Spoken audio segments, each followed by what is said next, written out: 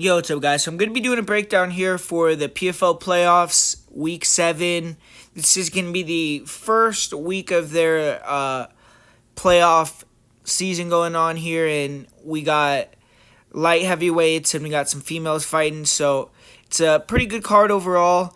And I actually got quite a few bets on this card. I got 8 bets that are available on Patreon right now, so if you want access to those, go to patreon.com/MAPredictionGuru. Go over there right now and sign up. Let's make some money. I'm feeling pretty confident about the bets and that I have on this card, and quite a few underdogs. Got some money lines, got some props. So go over there, check it out, and if you like this video, put a like on it, put a comment down below. Really appreciate everyone that's watching, everyone that supports the channel. But let's get into this first fight of the night here. We got Billy Lakina taking on Campbell, and Billy Lakina, he did good in March. He bounced back in impressive fashion. He lost his first pro fight in July of last year and then didn't fight again until that fight in March, and it was on the PFL Challenger Series, and got the win over Tristan Overvig, and it was a pretty dominant victory for him. And he's 5-1 overall. He's beaten a couple fighters with some positive records, but he hasn't fought that many experienced pros. If you look at his amateur career, though, it's super impressive. He beat Sullivan Cowley, a Bellator prospect. He beat Brian Battle. He had a draw with another impressive Bellator fighter in Ty Guerter.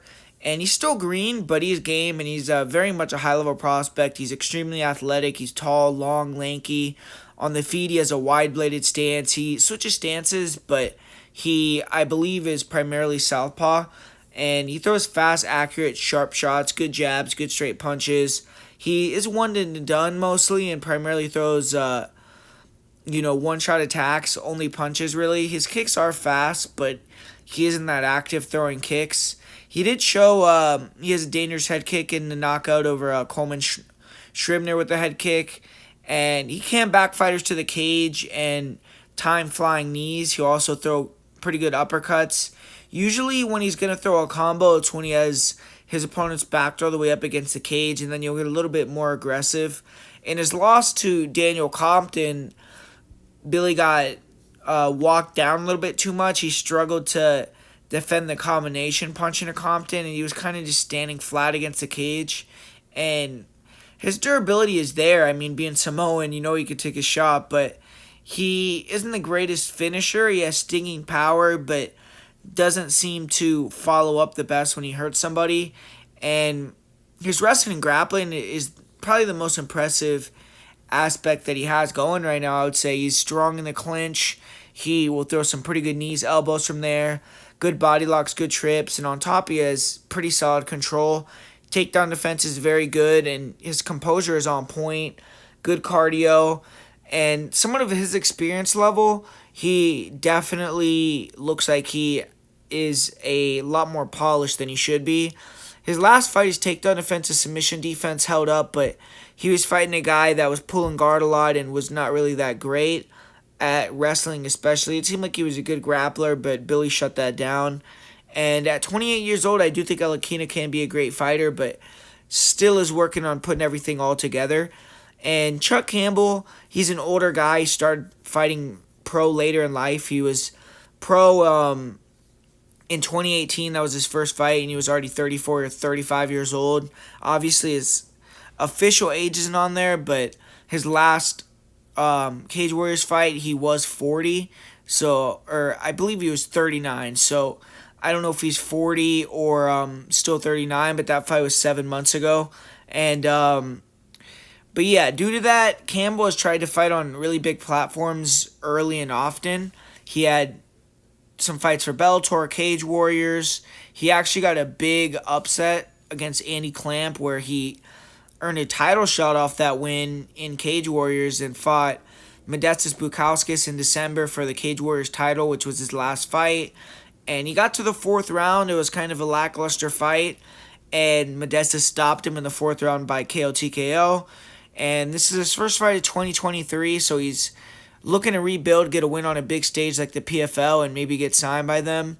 And he's tall, too. He's long, lanky, and he's going to have a small height and reach advantage over Lakina, which I'm sure Lakina is not used to.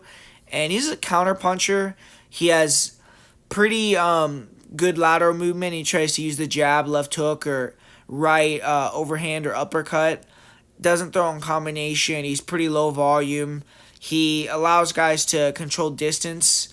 And he doesn't really check kicks. I feel like he's going to struggle with the speed and the length of Lakina. He's usually a lot longer than his opponents, and he can mask a lot of mistakes with that. But overall, I'd say he has a similar striking style to Lakina. He's just not as fast and sharp with it, and I don't think his cardio is as good either. He is a good anti-grappler. He trains with AKA, and takedown defense is on point, and he will blitz in and try to push guys against the cage, which I think is what he's going to try to do here. But I feel like Lakina is going to dominate the clinch in this one. I haven't really seen Campbell on his back in fights. He does seem to have good cardio for 205, but like I said, he does slow down a little bit. Like, he's older, and I think that Lakina, being a young guy, has a lot better cardio. Like, it's going to be a significant difference there. And Campbell, I think, has to pressure and be a lot more aggressive than usual in this fight to win. Come in here and really push the pace, and I don't think he's equipped to do that at his age, and he's coming in off a knockout loss. I just don't think he has the style to beat Lakina. I think the type of fighter that's going to beat Lakina, or at least give him issues, or is going to be someone that muddies it up. And I feel like Chuck tries to fight more like a sniper, and I think that Lakina is going to have the advantage in the close range with the clinch, even potentially being able to get a takedown or two. And, I feel like at range, Lakina is going to be the faster guy. But Campbell, if he can get an early knockout or move feint, slow the fight down, make it a really low volume fight, and maybe time some entries where he can clinch and hold against the fence a little bit, maybe he could steal it. But I feel like Lakina is going to get the job done and probably do it in pretty, dominant fashion, one-sided traffic. But I feel like it is going to go the distance. Campbell is a tough guy, veteran.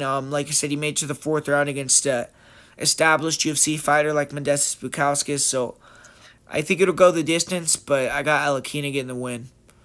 And in this next one, we got Chelsea Hackett making her comeback. She hasn't fought in a long time, taking on Bennett. And the last time that we saw Hackett was November of 2020. And that fight was kind of I guess you could say, a turning point in Hackett's career. She was undefeated at that point. She was a favorite. If she would have won that fight against Victoria Leonardo, maybe we could have seen her signed by the UFC. It was a Contender Series fight. But she just wasn't ready for that level. She got finished in the second round with ground and pound. And it seems like it may have been a blessing in disguise for her, because she's taken a long time off here, and I don't know if she's been working in the dark or we're going to see a similar version of her, but she's only 23 years old. She's still 25, excuse me. She's still super young, and I feel like she could look like a new fighter. She was supposed to be on the Challenger Series earlier this year, but she had some visa issues, and she didn't end up being able to fight, so she has at least been training and getting ready for this whole year. And she's going to be taking on another girl that is looking much improved since she took a layoff in Bennett. Bennett's 25. She's training out of Elevation Fight Team in Colorado. And she's no stranger to big spots. She fought for Bellator. She's fought for LFA. She's fought for Invicta. It's going to be her first fight for the PFL. And in her last fight, she fought an underrated Kendall Hollowell, but she was fighting Hollowell up a weight class on short notice. So it was a good victory, but there was some caveats behind it. And Bennett is 3-2 in her career, but she's won 2 in a row, and she's shown big potential. She took time off, improved her grappling, and definitely looks like she has upped her level there. And Hackett, she's a lifelong martial artist. She started out with Taekwondo and then transitioned to Muay Thai at 12 years old, where she had a lot of success. She was an amateur and pro Muay Thai world champion. In 2019, she transitioned to MMA, and her MMA game, at least the last time we saw her, was very green.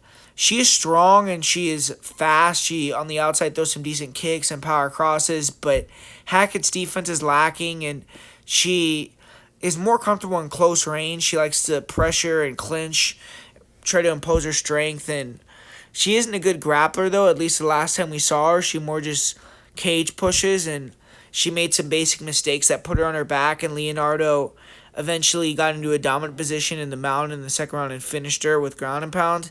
Her cardio looked questionable. This is just her second fight in the United States, so she didn't look good off the travel or last time. That's a big trip from Australia to the USA, so that's a factor. The layoff is a factor.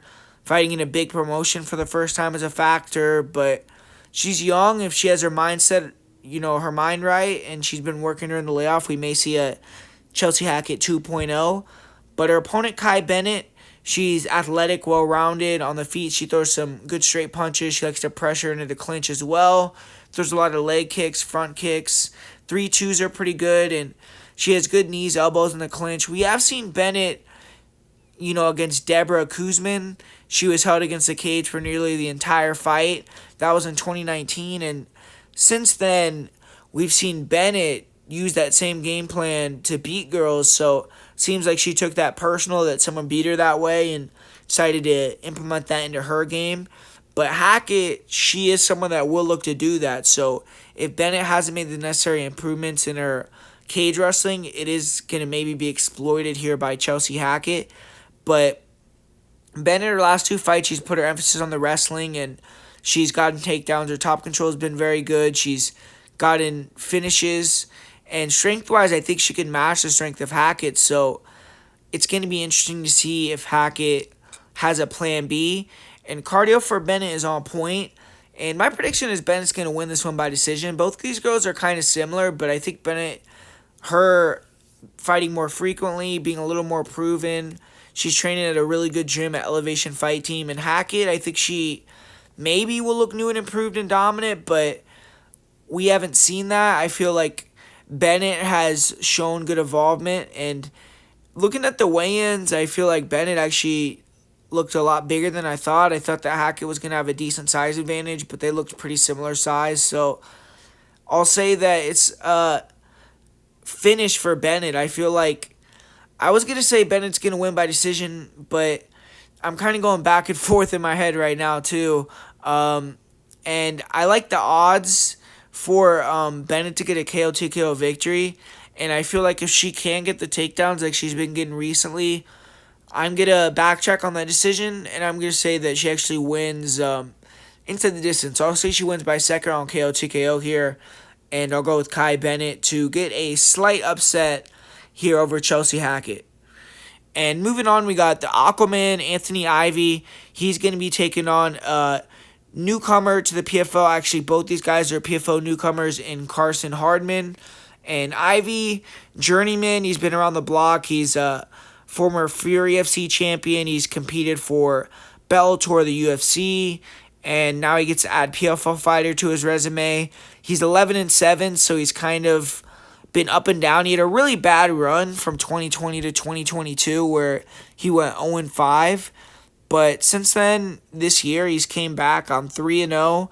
And the last time he got the chance to showcase himself in the UFC, kind of fumbled the bag. So now he's a little more mature. He's 33 years old, and it's time to right that wrong for him. And beating Carson Hardman will be the first step towards that goal. Carson Hardman, first kind of taste at the big time.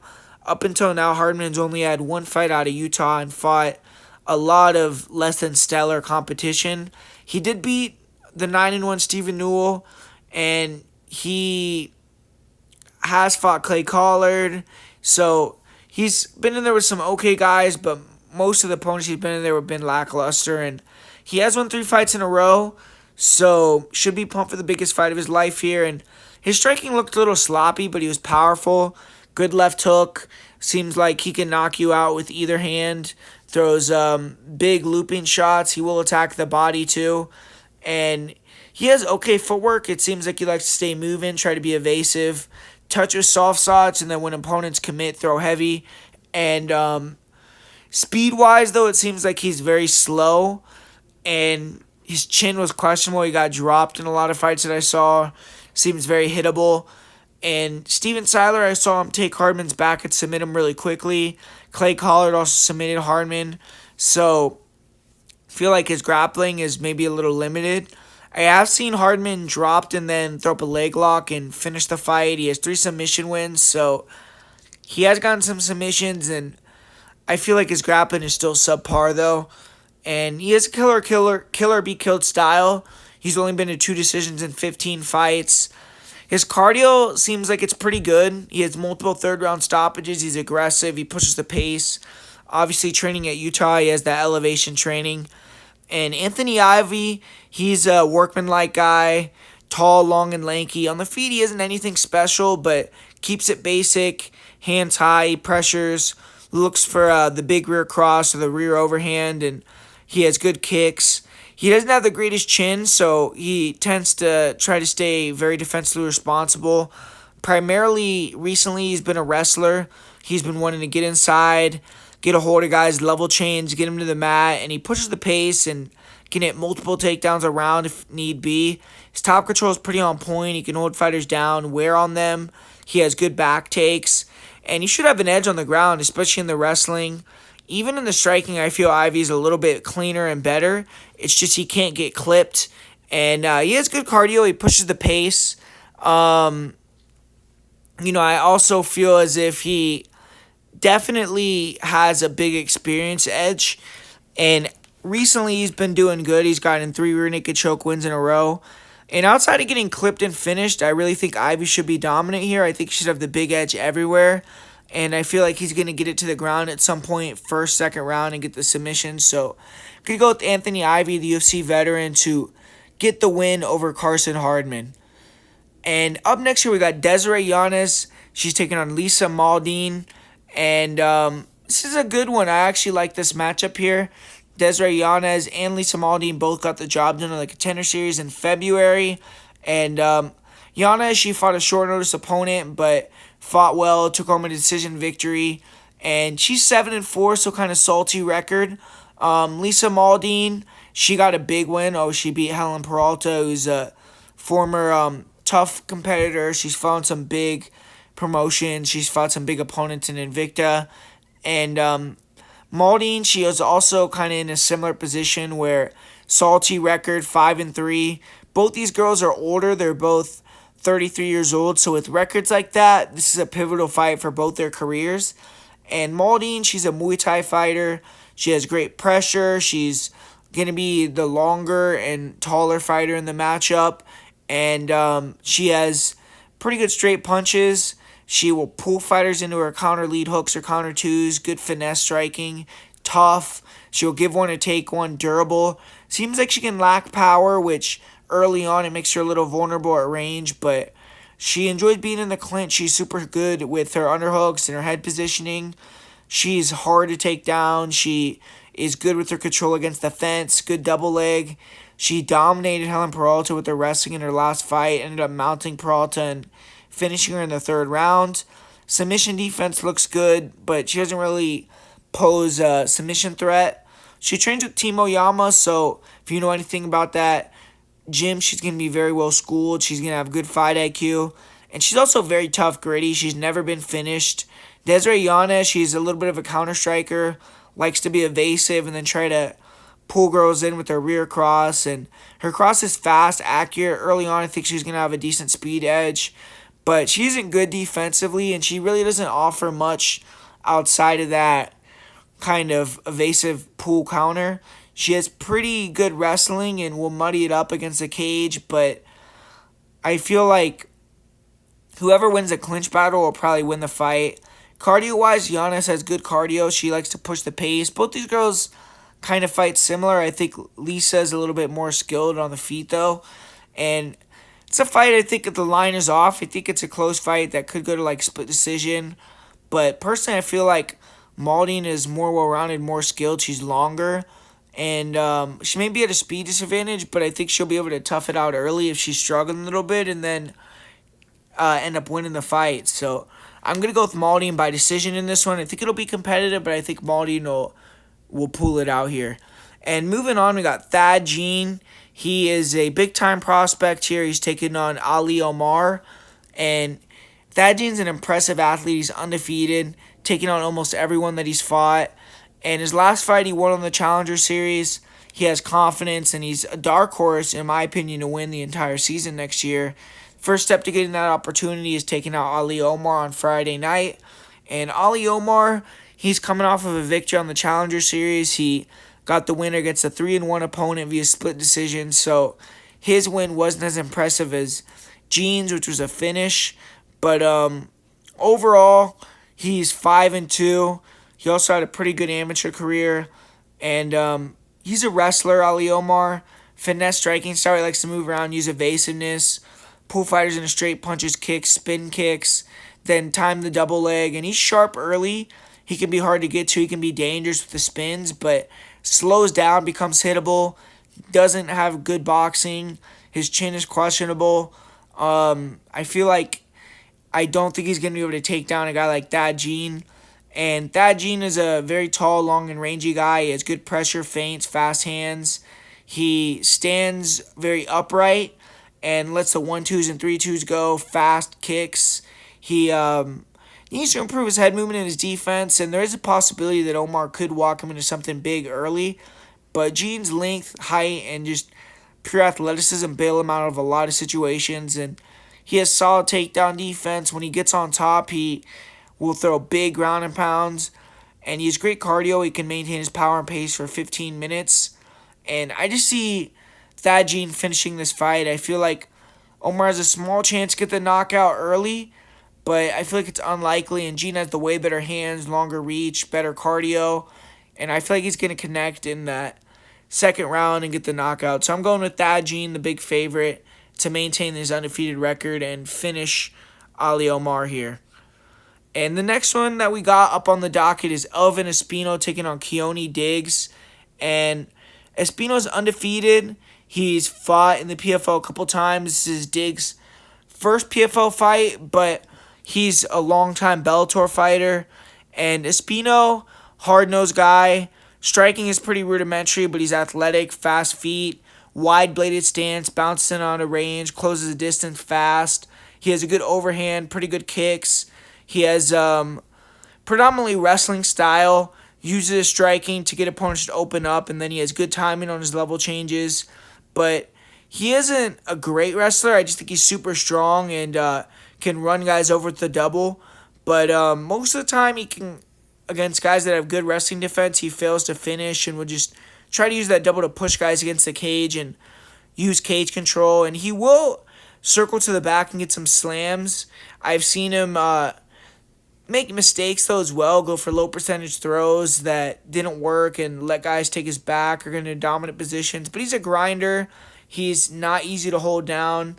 His top control is okay, but he tends to want to give guys space to take the back, and sometimes that can lead to him getting back takes and rear naked choke finishes, but it can also lead to guys getting back up to their feet. His last fight, he ended the fight with a rear naked choke, and his squeeze is really good. If he gets around the neck, he can finish you. Cardio also isn't an issue for Espinoza. He can push the pace. Defensively on the feet, though, he's hittable. He's heavy on his lead leg. If he can't get a lot of clinch control time or takedowns, then I think he's going to lose this fight. Keone Diggs is by far the best fighter, most experienced fighter that he's ever fought. Keone Diggs is a southpaw. On the feet, Diggs has good striking at distance, good distance control, good straight left hand. You'll pull fighters into the left hand, into left kicks, hard kicks to all parts of the body. I feel like leg kicks are going to be a factor in this fight. And he does have a big striking advantage. He throws 1-2s, 3-2s. He isn't a super big combination puncher, but he has power. He's accurate. And good job of just countering and controlling the pace. His durability is a little questionable, and he can get wobbled, but he does a good job of not getting finished. And I definitely think he's going to have the edge on the feet here. He's also a good grappler. He has pretty good wrestling, and in his last fight, he fought a similar opponent to Elvin Espinoza, a big physical guy with good kicks that wanted to close the distance, push him against the cage, and take him down. And Diggs showed excellent takedown defense. When he did get taken down, he had good technical get-ups, got the guy tired, and then ended up finishing him. And on top, Diggs is really heavy. That's probably where he's at his best, and he has pretty good body locks. Most of his wins are submissions. With this fight, he just can't allow Espinoza to use his size and stall him against the cage. and he should have a good chance to win. Cardio isn't an issue for Diggs. He's a veteran. I am a little bit worried that he missed weight. It was a slight miss too, so it wasn't like he probably did it strategically. I think he drained himself to try to make weight and didn't make it. But I feel like if Diggs controls the center and uses lateral movement and just avoids being backed up against the cage, he is just much cleaner on the feet. He should have a big edge at range. Takedown defense is good. I think he can stuff the takedowns and get back up quick if he is taken down. And I personally see Diggs as the better fighter, the more well-rounded fighter, the more experienced fighter. You have to factor in the age a little bit, and if Diggs has a lackluster performance, especially with the weight miss, Espinoza could just win off youth and aggression. But I personally am going to go with Diggs to win this one by decision and get the slight upset in his PFL debut here. And up next year we got an intriguing fight. Impa Kasanganay is taking on Mauldin Hamlet. And Impa's new blood in the PFL this year. He is looking to go from the Challenger Series to the tournament champion, get that $1 million check. 3-0 in 2023 with 2 finishes. And he's fighting Martin Hamlet. Hamlet's also gone 2-0 this season in the PFL. He failed to make the playoffs in 2022. In 2021, he made the finals, lost to ACJ, Antonio Carlos Jr. So he got a taste of the championship feeling, came up short. And now he's looking to right that wrong and get that $1 million this time. And whoever wins this fight has a really good chance to win the $1 million. They're going to be fighting good opponents in the next one, but there's guys that got themselves DQ'd from the tournament for steroids, so they didn't have to necessarily fight everyone that could have beat them this year. And Impa, since going up in weight, has become much more of a wrestler. He has speed, and for light heavyweight, he still looks strong and explosive, but he mainly uses his punches to close the distance and clinch. And he has good takedowns against the cage, and he can zap fighters with his pressure. He has good clinch takedowns and clinch control. And when he gets on top, he has good control. He can finish fights with submissions and ground and pound. And he has good cardio. He doesn't get tired. And he could get taken down in this fight if his takedown defense doesn't hold up.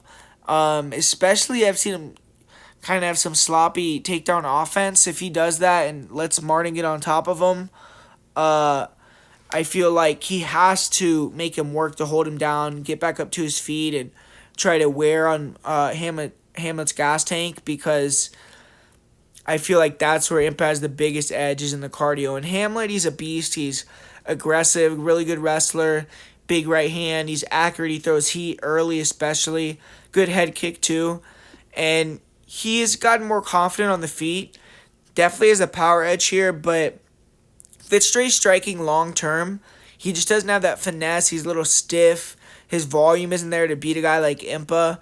And I feel like he'll lose that long-term striking battle. But it's going to be a clinch fest, I feel like. And Hamlet is big, strong for the weight.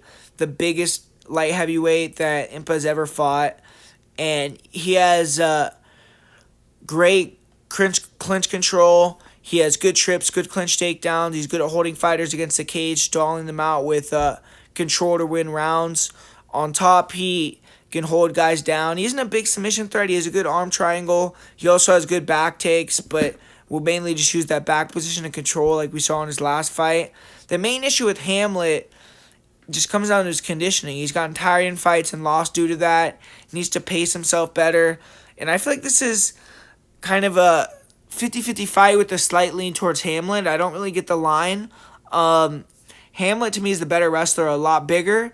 If Impa can make Hamlet work, he could get him tired and then take advantage of that and finish him late. But I feel like Impa isn't comfortable striking at range, especially not with someone with the power of Hamlet. And I feel like unless Hamlet really gasses, I think he's going to be able to control him against the fence. I think he's going to be able to get him down a couple times and win this one by decision, just using his size, using his wrestling background. And I'm going with Hamlet in this one to win as the underdog here. So moving on, we got Gabriel Braga taking on Chris Wade.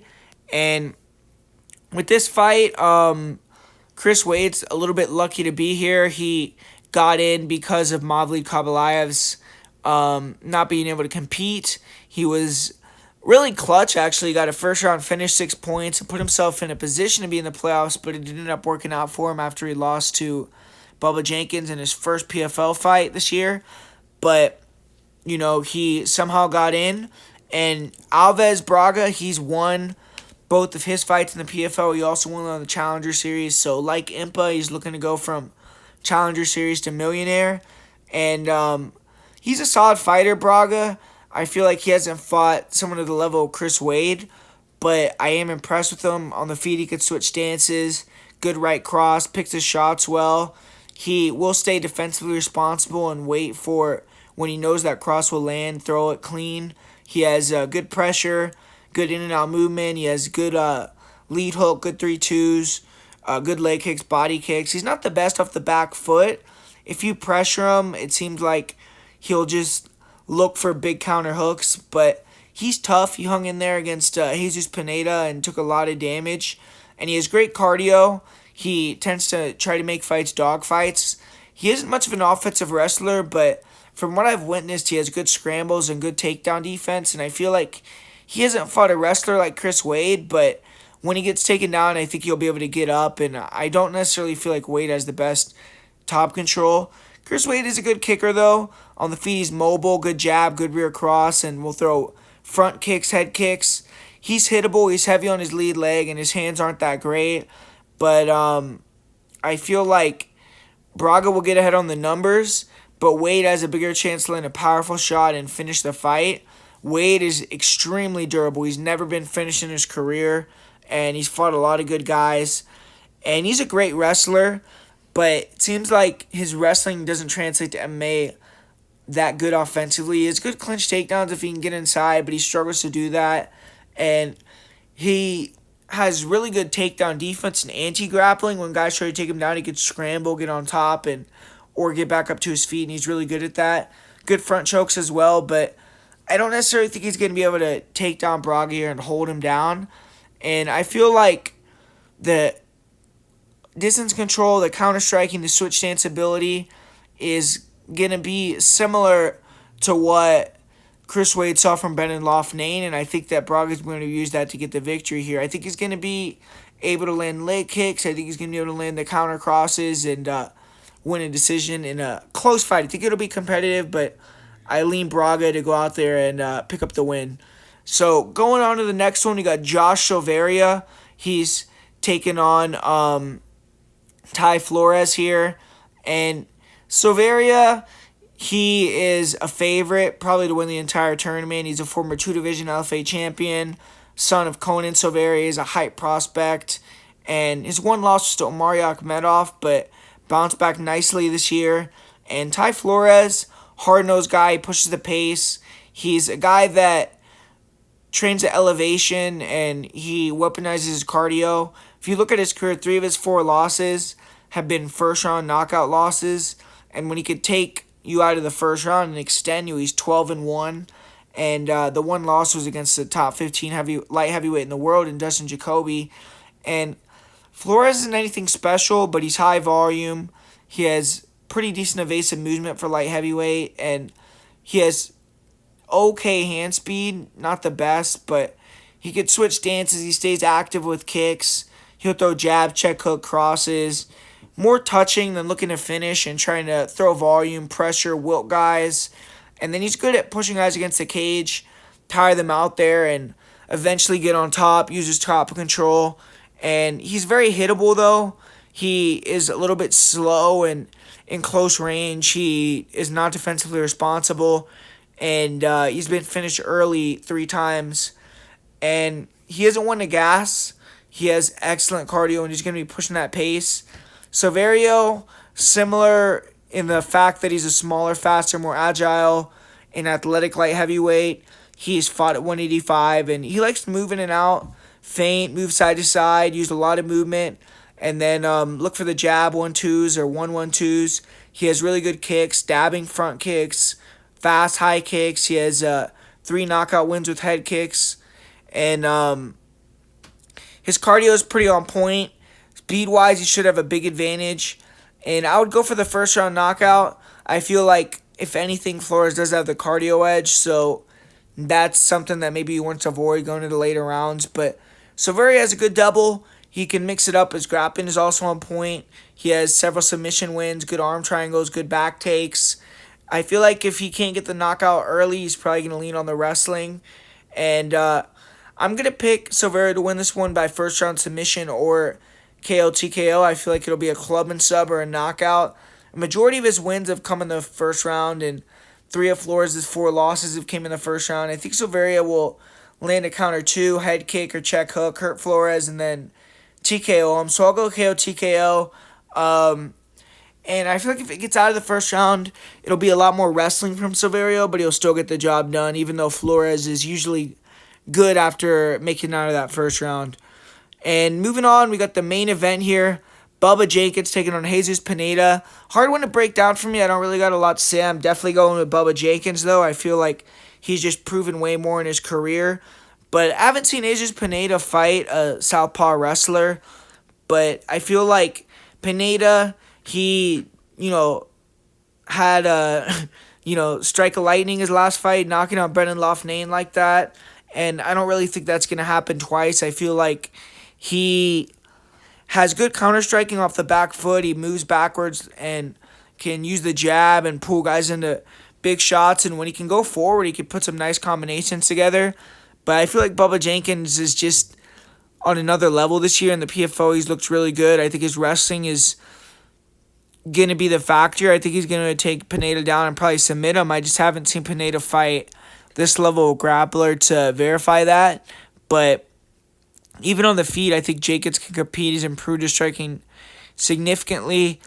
And I see Jenkins better everywhere. So there you have it, guys. That's my full card breakdown predictions for the PFL. Like I said at the top of this video, I have 8 bets for this fight card on patreon.com/MMAPredictionGuru. So go and check that out. Appreciate everyone that's watched this whole video. If you're listening right now, hit that like button, put a comment down below, and tell me what's your best bet for this fight. And I got a lot of people hitting me up telling me to put some content out for that Jake Paul fight versus Nate Diaz. So let me know if you want to hear my prediction on that. I'm actually thinking about putting a bet on that fight. But yeah, man, besides that, talk to you guys later, and thanks for watching this video.